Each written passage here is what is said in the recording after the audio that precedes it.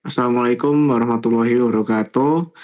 Kami dari kelompok 2 ingin mempresentasikan dengan judul analisis aplikasi model berdasarkan faktor kognitif dan afektif. Sebelumnya, izinkan kami perkenalan diri terlebih dahulu.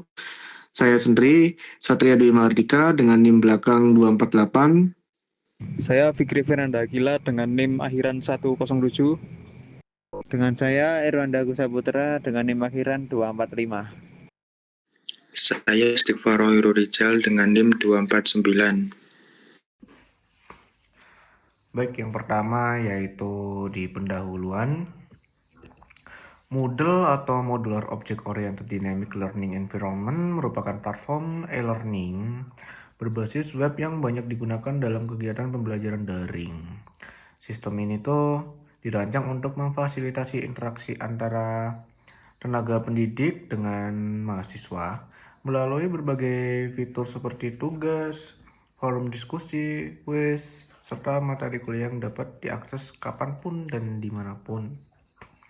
Analisis yang dilakukan dalam penelitian ini berfokus pada dua aspek utama dalam usability, yaitu faktor kognitif dan faktor afektif. Faktor kognitif sendiri berkaitan dengan bagaimana pengguna berpikir, memproses informasi, serta memahami sistem selama menggunakan Moodle.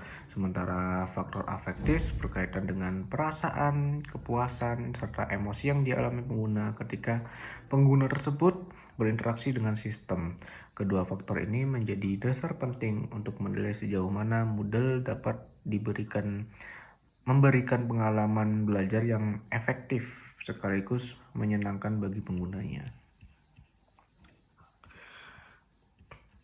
Usability sendiri dapat diartikan sebagai tingkat kemudahan dan kenyamanan pengguna dalam menggunakan suatu sistem atau aplikasi untuk mencapai tujuan tertentu.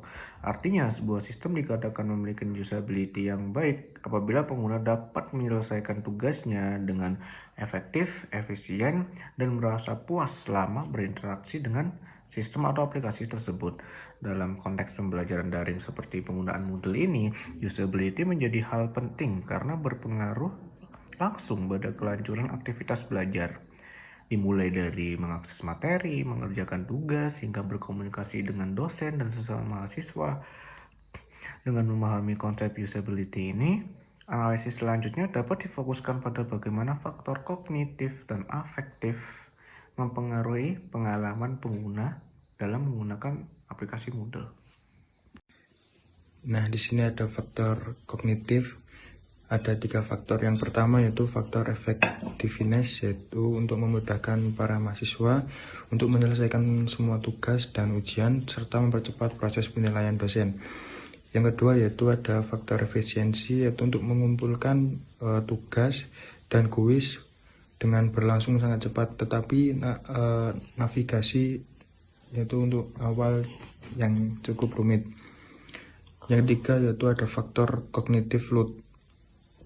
Untuk pengguna baru memerlukan waktu adaptasi karena banyak menu, namun penggunaan menjadi mudah setelah terbiasa. Nah, kemudian ada faktor afektif. Di sini ada 3 faktor. Yang pertama yaitu faktor estetik. Di model ini memiliki tampilan yang sederhana dan mudah dipahami, meskipun kurang menarik secara visual. Desainnya membantu pengguna tetap fokus pada materi pembelajaran.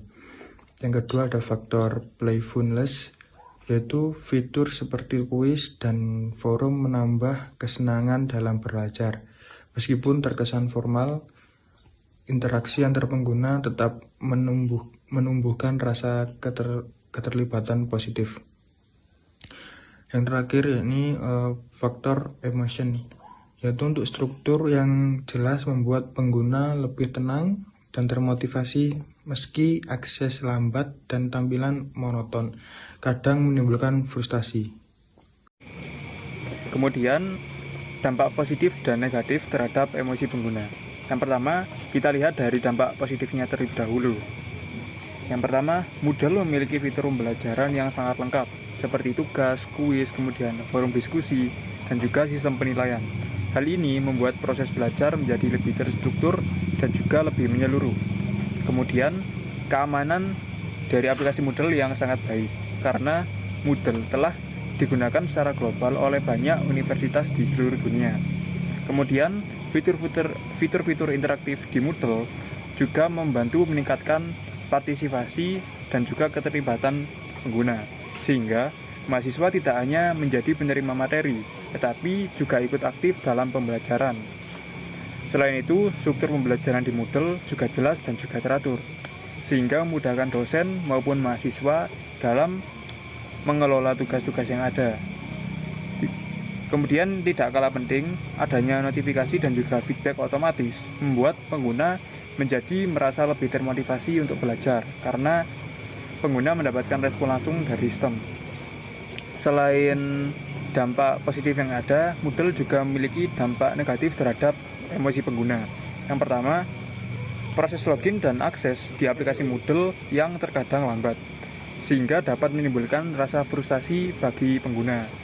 Kemudian, tampilan antar kursus yang seringkali tidak konsisten, sehingga pengguna bisa merasa bingung saat berpindah dari satu mata kuliah ke mata kuliah yang lain. Selain itu, desain antarmuka dari aplikasi Moodle yang terkesan monoton, sehingga membuat pengalaman belajar menjadi kurang menarik atau membosankan.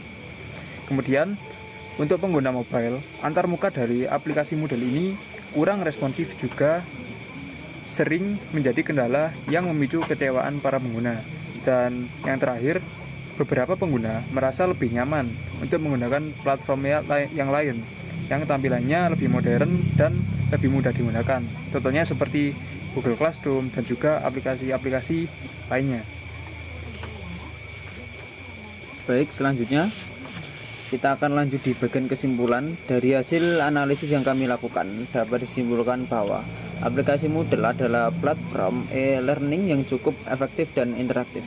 Aplikasi ini membantu mahasiswa dalam proses belajar daring, baik untuk mengerjakan tugas, mengikuti kuis, maupun mengakses materi.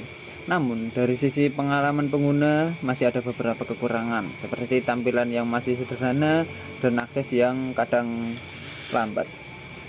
Selanjutnya, saran dari kami untuk kedepannya, kami menyarankan beberapa hal. Yang pertama, meningkatkan desain visual agar lebih menarik dan responsif.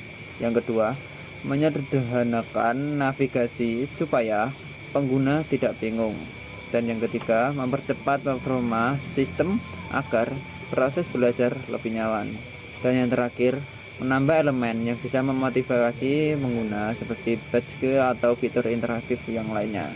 Jadi secara keseluruhan Moodle sudah baik ya secara fungsi, tapi masih perlu sentuhan desain dan pengalaman pengguna agar lebih bisa menyenangkan dan efisien. Sekian dari kelompok kami, kelompok 2. Wassalamualaikum warahmatullahi wabarakatuh.